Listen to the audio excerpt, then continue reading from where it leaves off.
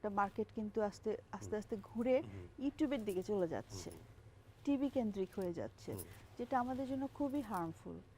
তো এখন হলটার উপরে আসলে ডিপেন্ড করছে যে সিনেপ্লেক্সগুলো হলে অ্যাটলিস্ট কম বাজেটের ছবিও ভালো ব্যবসা করা সম্ভব হবে।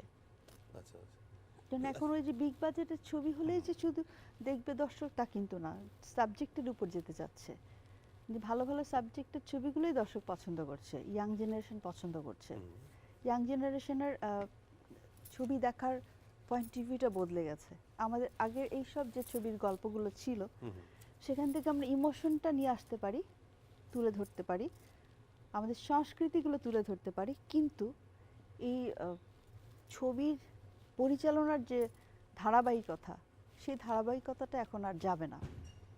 অবশ্যই ওই গানগুলো, ওই ইমোশনগুলোকে রেখে নতুন করে প্রেজেন্টেশন আনতে হবে, সেটা ডিরেকশনেও হোক, কালারে হোক এবং গল্পের মধ্যে।